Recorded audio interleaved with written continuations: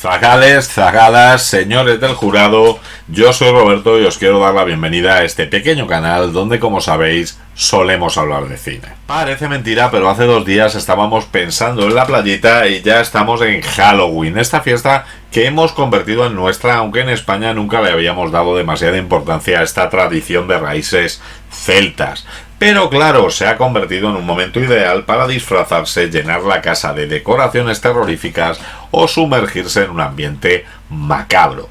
Y claro, para gente como nosotros aficionados al cine, se convierte en la excusa perfecta para montar una maratón de películas. Pero esto no significa necesariamente que tengamos que ir a películas de terror, y es que a quien no le gusta mezclar un poquito el horror con unas buenas risas.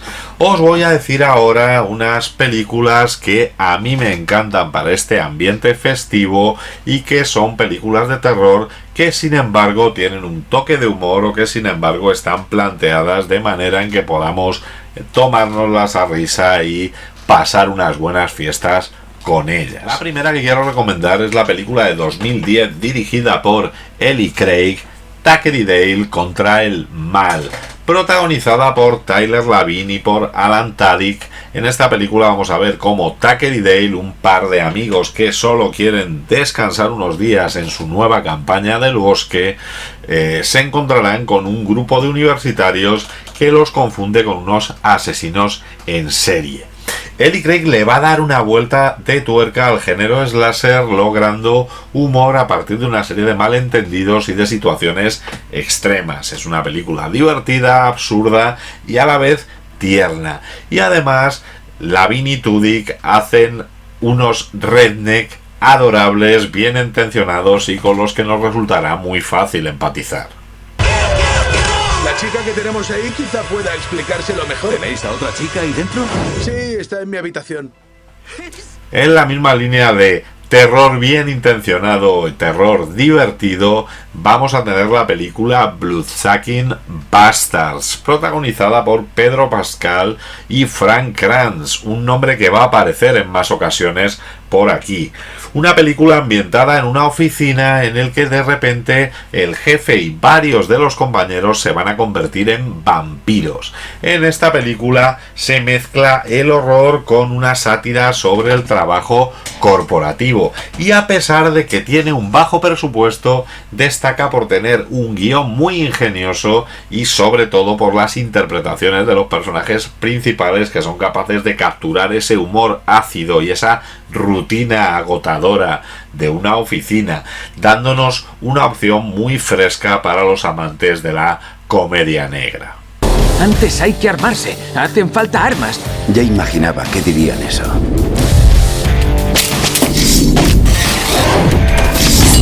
La reunión se ha cancelado.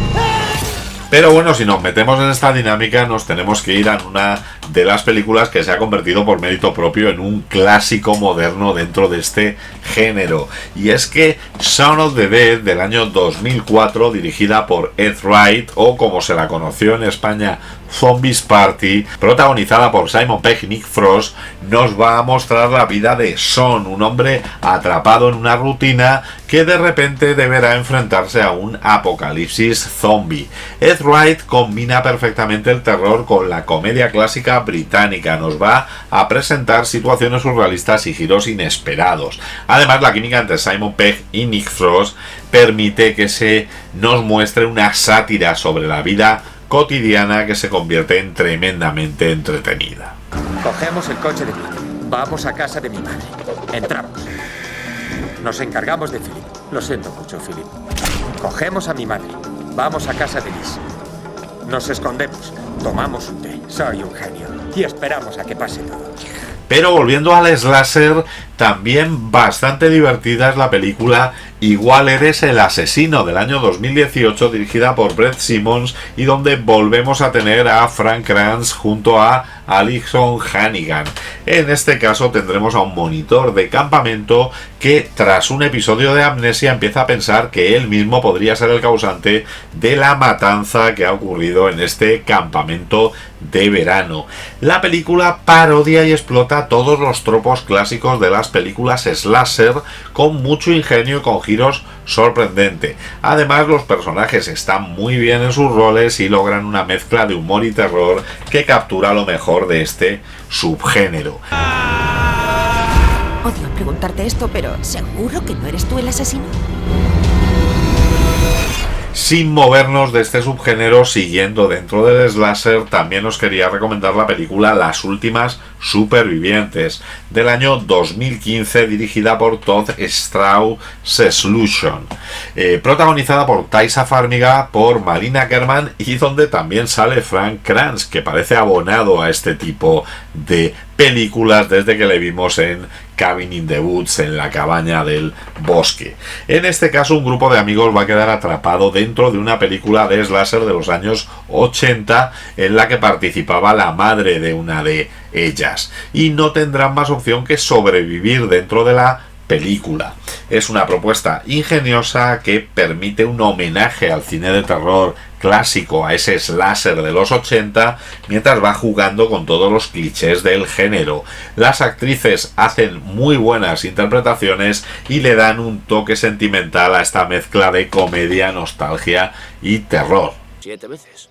Oye, esto es muy raro. Hazme un favor y termina ya. Venga, dame. Vale, ¿qué tal si te comes una mierda? El guión es tan malo. Pero bueno, también podemos seguir siendo unos clásicos, no querer reírnos como tal y buscar una maratón de terror más convencional. Y para ello nos va a funcionar perfectamente cualquiera de las franquicias de slasher de los años 80 o 90. Y es que apostar por asesinos como Jason, Michael Myers o Freddy Krueger va a ser un acierto siempre. Incluso podríamos ir a por tendencias más modernas como este art de clown tan de moda últimamente. Pero claro, estos son unos asesinos en serie muy identificables que se han convertido en iconos de la cultura pop. Pero ¿qué ocurriría si el asesino, en lugar de ser tan reconocible, fuera un ente invisible e imparable que no nos va a mostrar nunca su rostro y que va a aparecer y a causar las muertes sin que sepamos quién es? Pues que eso es otro rollo.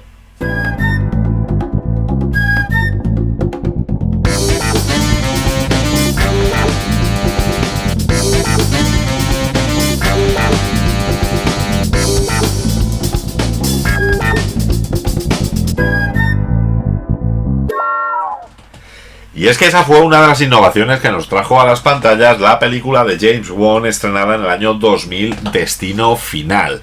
La película comenzará cuando Alex Browning, un adolescente que está a punto de viajar con sus compañeros de estudios a París, tendrá una visión en la que verá que el avión en el que están a punto de embarcar acabará explotando. En la pista lo he visto despegar, lo he visto por la ventanilla, lo he visto en el suelo y... No, la cabina empieza a temblar, ¿no? Y la parte izquierda explota. Y luego explota el avión entero. Y era tan real como si fuera de verdad. Su histeria provocará que él y varios compañeros sean expulsados del vuelo que efectivamente, como predijo, explota nada más despegar. Los supervivientes, sin embargo, pronto van a comenzar a morir en el mismo orden en el que hubieran muerto en el accidente. Esto hará iniciarse una serie de muertes espectaculares y creativas mientras nuestro Alex junto con Claire intenta averiguar cómo impedir que la muerte pueda seguir haciendo de las suyas. El origen de Destino Final, como no podía ser de otra manera, surgió a bordo de un avión en el que viajaba el guionista Jeffrey Reddick y donde leyó un artículo publicado en la revista People en el que se hablaba de una madre que llamó a su hija para comentarle que no cogiera el vuelo que tenía previsto al día siguiente. La mujer hizo caso, cambió el vuelo haciendo caso a su madre y este vuelo finalmente se estrelló. A partir de esa pequeña semilla de un artículo de la revista People, Reddick, que estaba en ese momento buscando a gente y para el que habían recomendado que escribiera un guión de serie de televisión porque era más fácil de poder vendérselo a una agencia, convirtió esto en una idea para un capítulo de Expediente X. En su primer proyecto, el hermano de Dana Scully tenía una premonición y se bajaba de un avión junto con otros pasajeros, estrellándose este avión y comenzando a morir posteriormente todos los que se habían bajado del avión. La idea le pareció muy buena a Mark Chapman de New Line, amigo de Reddick, y le aconsejó que no lo redujese a ser un capítulo de una serie, sino que lo convirtiera en una película.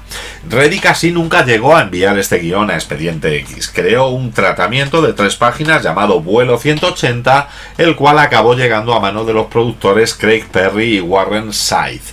El primer borrador era un tono mucho más oscuro que la película final. Los personajes eran atormentados por la muerte, que se mostraba como la parca con presencia física y explotaba sus mayores miedos hasta conseguir que se fueran suicidando uno tras otro. Realmente este primer tratamiento de guión fue ofrecido a Clive Parker, pero Clive Parker lo rechazó y acabó llegando a manos de Morgan y James Wong. Curiosamente, personas que venían de trabajar en la producción de Expediente X.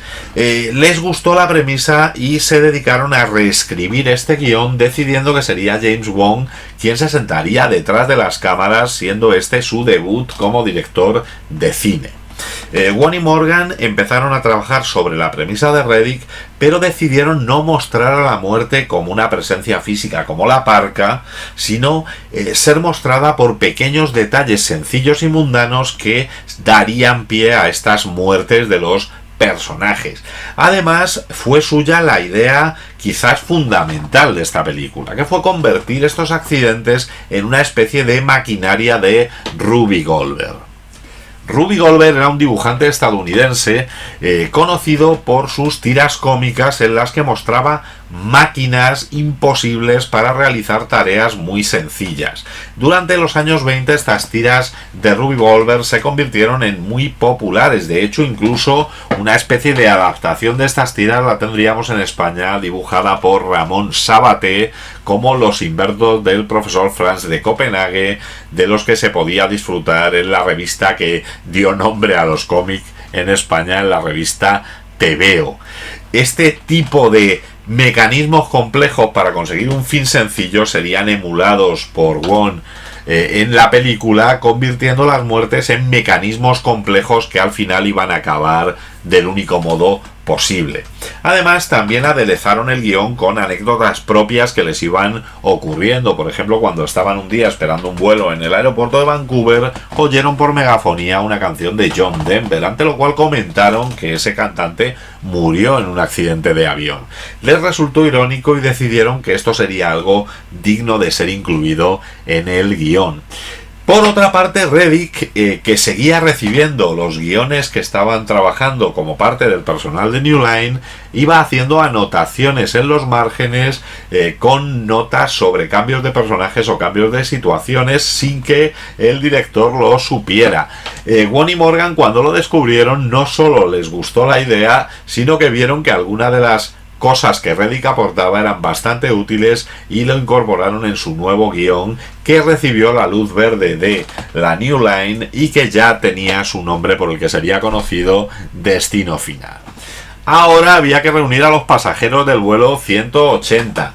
Devon Sawa se hizo con el papel protagonista, se hizo con el papel de Alex Browning.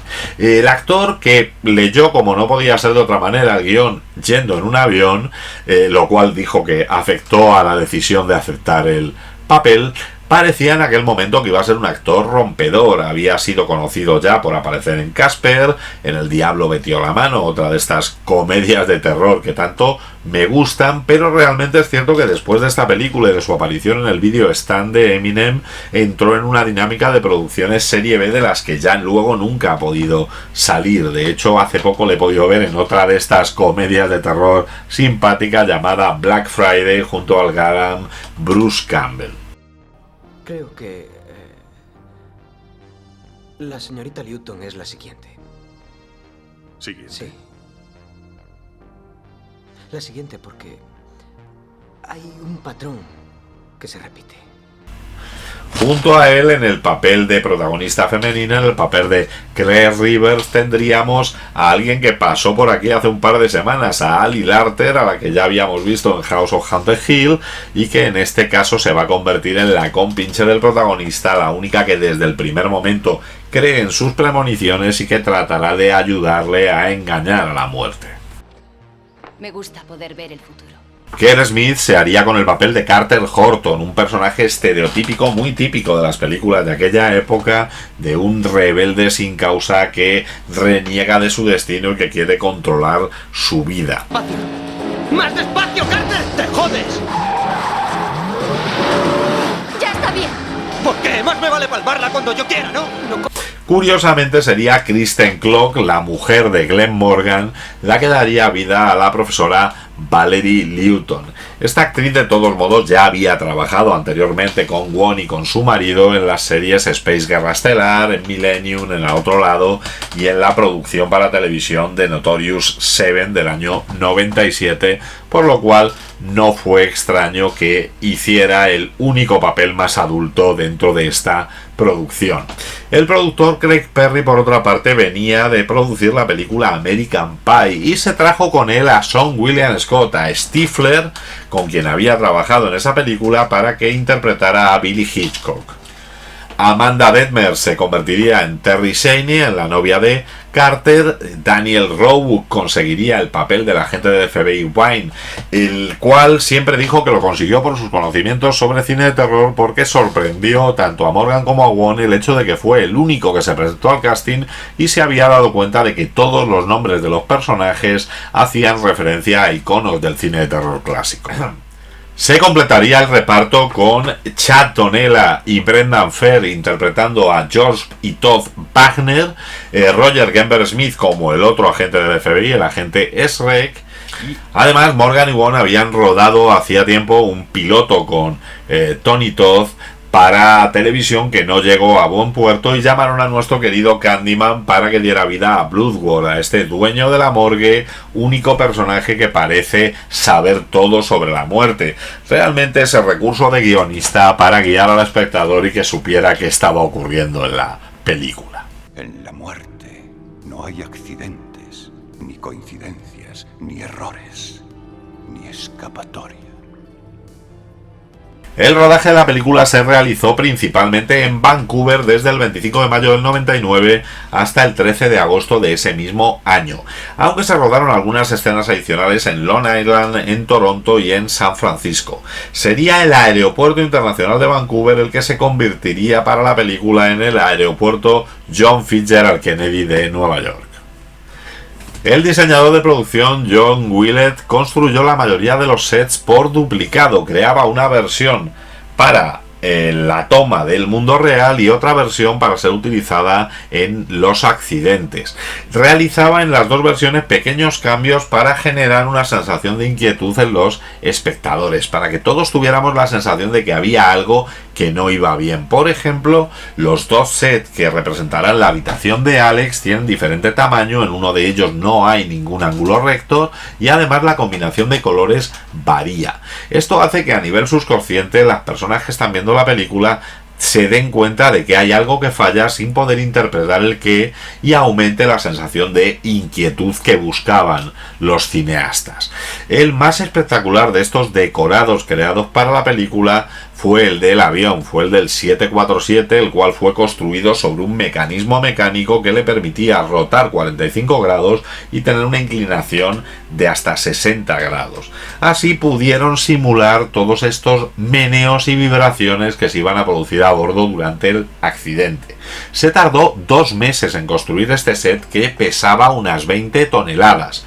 Para crear el momento en el que se produce el agujero en el costado del avión, se utilizó un brazo mecánico que arrancó literalmente parte del set y que luego fue borrado digitalmente en postproducción.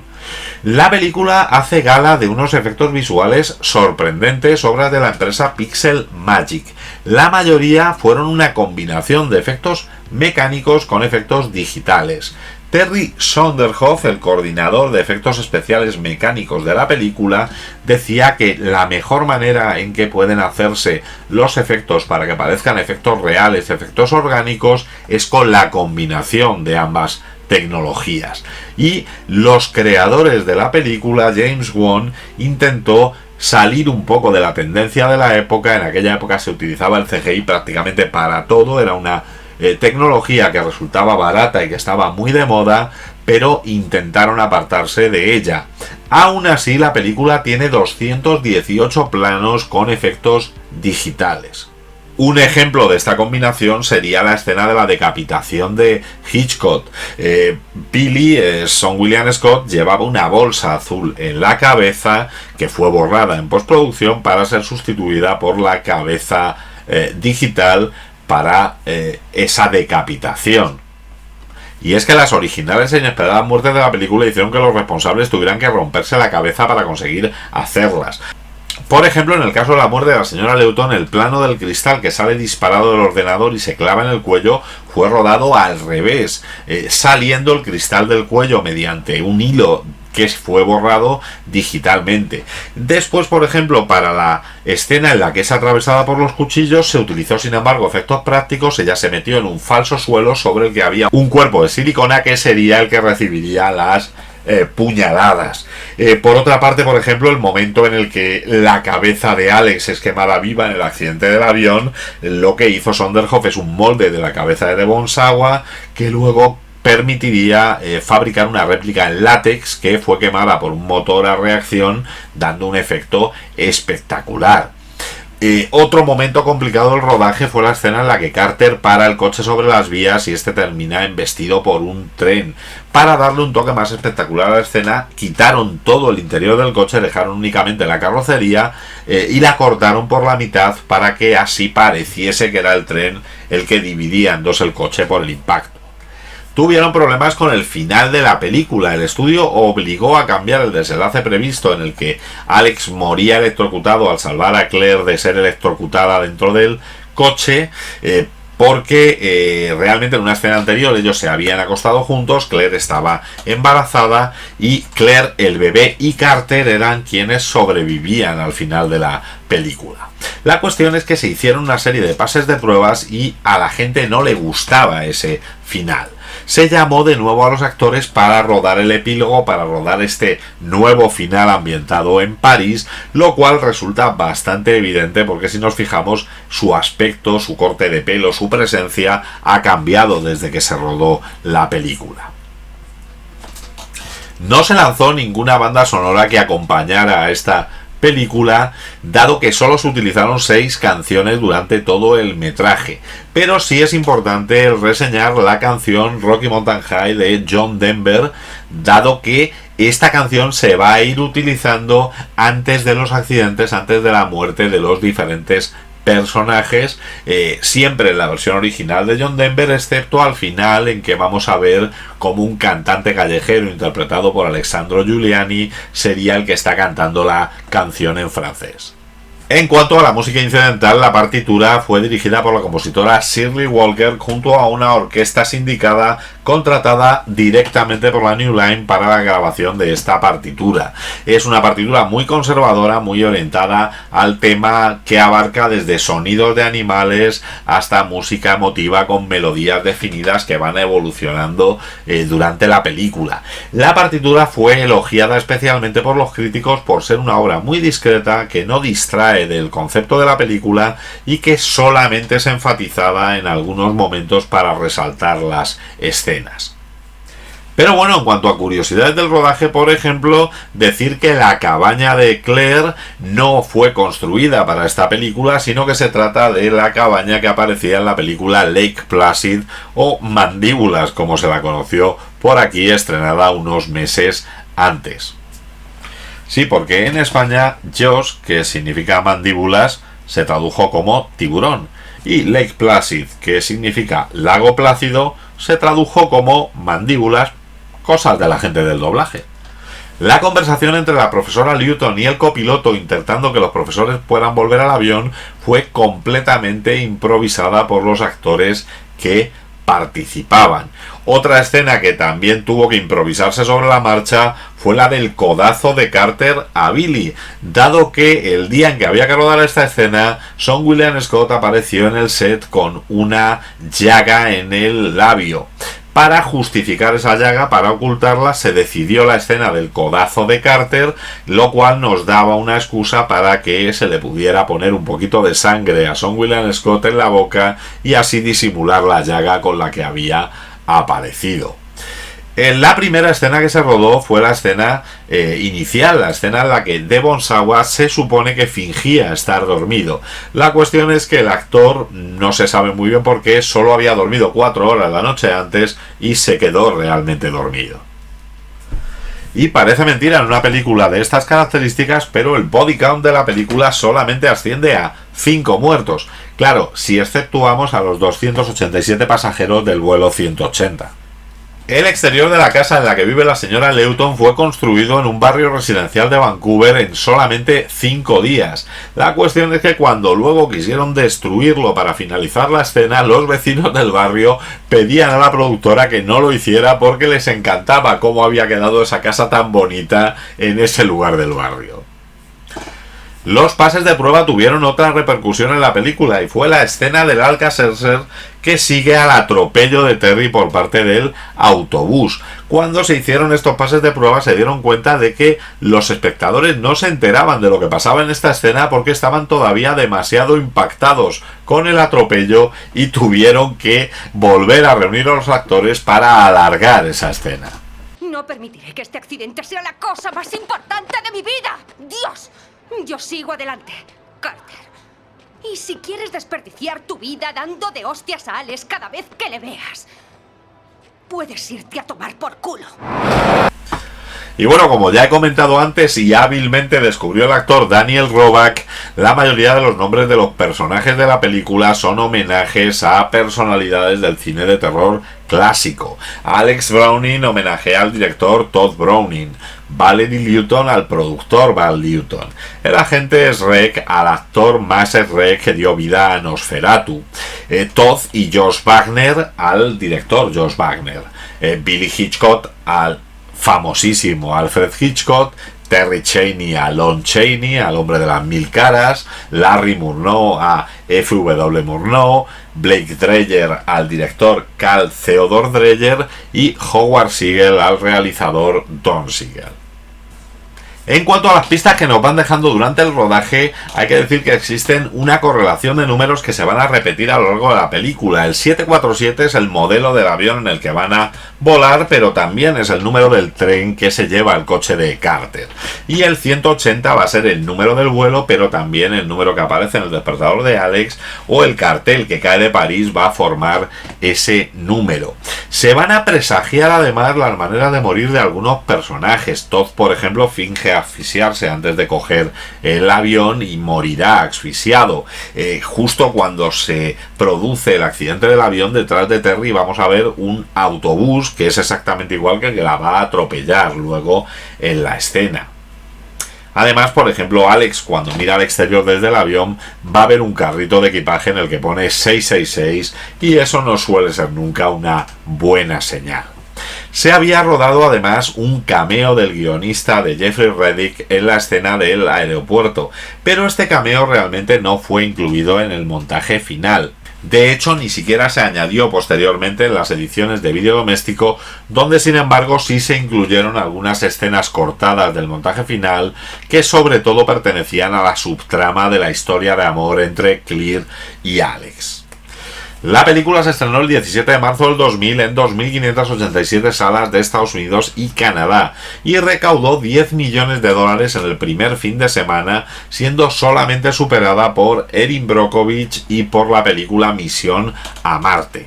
Con un presupuesto de $20 millones, alcanzó 112 millones a nivel internacional. Es considerada por todos como un sleeper, un éxito durmiente, dado que nadie esperaba que esta película consiguiera esta recaudación. En Rotten Tomatoes, el 37% de valoración por parte de los críticos se contrapone bastante al 68% que le da el público. Y es que la crítica realmente la consideró como una película muy discreta. Decía que a pesar de disponer de profesionales ya probados en Expediente X, unos grandes efectos especiales y una premisa muy prometedora, se veía muy lastrado por algunas actuaciones demasiado frívolas, lo que hacía que no terminara de despegar. De hecho, el Washington Post decía que el destino final del espectador debía ser la taquilla, donde debía pedir que le devolvieran el dinero. Sin embargo, sí fue muy elogiado tanto la actuación de Devon Sawa como la de Ali Larter, y de hecho la crítica decía que gran parte de que siguiera existiendo el interés en la película estaba en la química y en la relación de estos personajes. Pero claro, una cosa es la crítica y otra cosa es los premios populares. La película tuvo un gran impacto en la audiencia, ganó el Saturn a mejor película de terror en el año 2000, Devon Sawa ganó el Saturn a mejor interpretación joven, Ali Larter ganó el premio Young Hollywood como mejor actriz, y fueron nominados tanto Devon Sawa como Larter como actores favoritos y favoritas en la Blockbuster Entertainment de 2001, aunque perdieron contra David Arquette y Neve Campbell por Scream 3. Te dije que eras el siguiente. Pues acaba de saltarme. ¿Y quién es el siguiente? Pero bueno, quizá lo más importante es que a partir de ese momento Destino Final nos dio pie a una saga de lo más entretenida. En el año 2003 el equipo original con James Wan al frente volverían con Destino Final 2.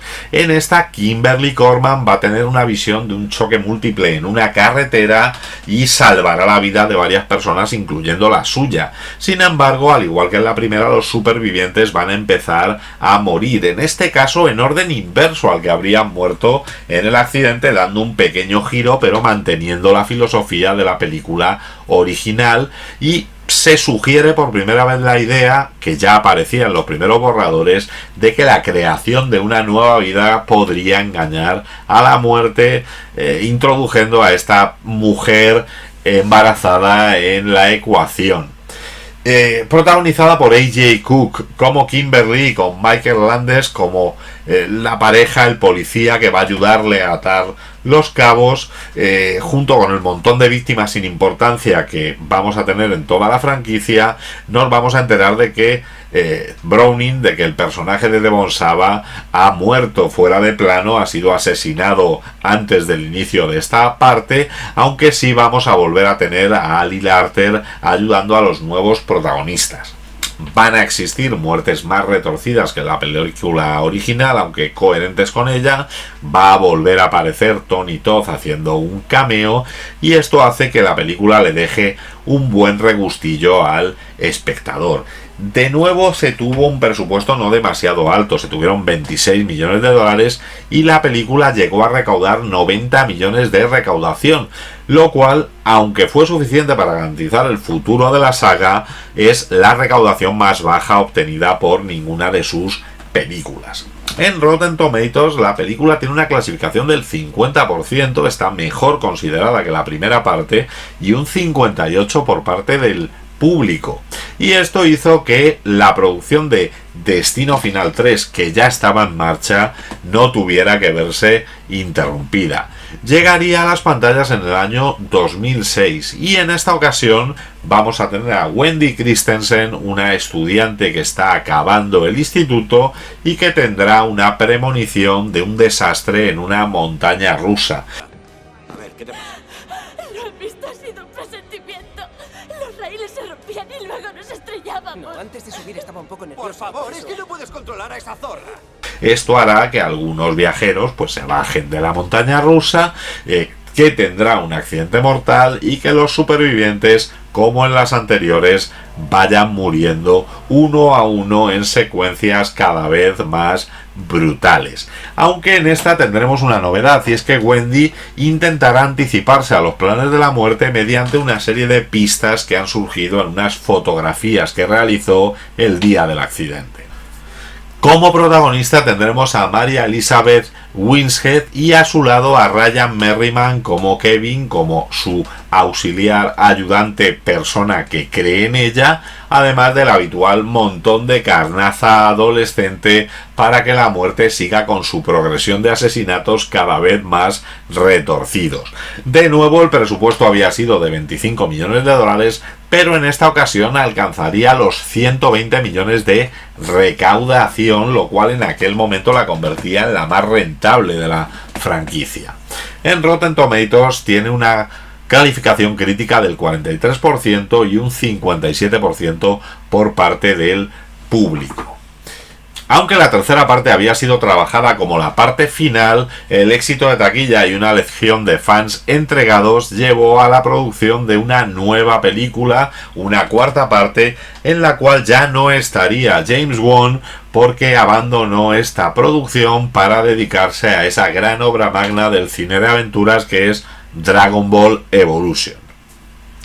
Se contrató a David R. Ellis para que dirigiera y nos enseñara cómo, en este caso, Nick O'Bannon predice un accidente en una pista de carreras y, al salvar a sus amigos y a algún otro asistente del público, desencadena una nueva carrera de muertes. Esta entrega es quizás la menos imaginativa de todas, es la más repetitiva y además abusa en exceso de su rodaje pensado para su exhibición en salas 3D. Pero quizá por ello nos dejó algunos momentos memorables. La calificación crítica en Rotten Tomatoes es tan solo de un 28%, mientras que el público la sube un poquito a un 35%, pero tanto para la crítica como para el público es la más floja, es la más repetitiva de las secuelas.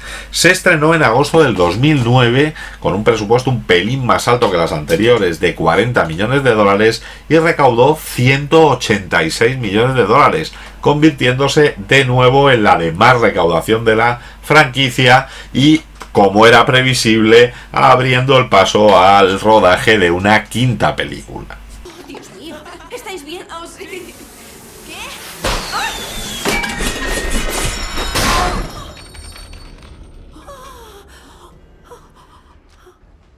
En este caso será Stephen Quayle quien se ponga al mando de la realización de Destino Final 5, estrenada en el año 2011. En este caso la historia va a seguir a Sam Lawton, quien tiene una visión de un colapso en un puente en el que viaja en un autocar con unos compañeros de trabajo. Al igual que las anteriores, salvará a una serie de compañeros, los sacará de este autobús y se dará cuenta de que aún así la muerte seguirá teniendo un control sobre su destino. Esta entrega se estrenó con polémica a causa de su póster, el cual en el Reino Unido fue considerado como que causaba demasiada ansiedad a los menores y fue prohibida su campaña promocional, que lo mostraba en marquesinas de autobuses y en estaciones de metro. En Rotten Tomatoes la película llega a un 63% de valoración para la crítica, es la mejor valorada para la crítica, y un 53% por parte del público. Además, recaudó 157 millones de dólares, lo cual la posicionó como la segunda de mayor recaudación. Dijo que le llamara si notaba algo raro. Aún no lo sé, pero gracias, Dennis, y llámeme si ve algo raro. Más raro que eso. ¿Deberíamos usar nombres en clave o algo por el estilo? Y es que no tengo ninguna duda de que realmente esta mayor valoración vino por dos motivos. Por una parte, recuperar el personaje de Tony Todd, recuperar este maestro de ceremonias que de nuevo va a aparecer como el dueño de la funeraria y de nuevo va a leccionar a nuestros protagonistas. Pero por otro lado, una idea muy original y que nos encantó a la mayoría de los fans de la saga, que fue el hecho de convertir esta parte en una precuela de la película original, viendo así que al final de la película los supervivientes que quedan van a tomar el vuelo 180 con destino a París. Perdón. Ocupo el doble que tú. No creas. Está bien. ¡Yo me lo llevo! ¿Pero qué haces? ¡Déjale! ¡Quieto! ¡Déjale! ¡Vamos, Browning! ¡Vamos, del avión! ¡Bajad del avión! Y con este cierre tan redondo realmente estábamos muy tranquilos hasta que hace 3 años nuestro querido Tony Todd reveló la preproducción de la película Final Destination Bloodlines, que tiene previsto su estreno el próximo año 2025 y que nos volverá a traer a la gran pantalla al mayor antagonista que el ser humano puede tener. No se sabe demasiado de esta película salvo una breve sinopsis en la que se nos dice que a medida que un grupo de socorristas escapa de las garras de la muerte, comenzarán a ser asesinados por percances cada vez más improbables y mortales. Figura Tony Todd como uno de los protagonistas, aunque realmente es probable que se limite a un cameo como lo ha hecho en otras de las partes de la franquicia, y está dirigida por Zach Lipovsky y Adam B. Stein.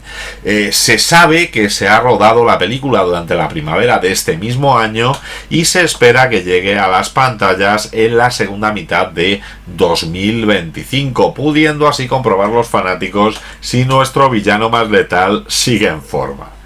Ya que Destino Final probablemente fuera la película de terror adolescente más original de toda esta ola que surgió a partir de mediados los 90, a partir del éxito de Scream. En este caso no tenemos un asesino identificable que persigue a los jóvenes, sino que va a ser la propia muerte la que se encarga de ello.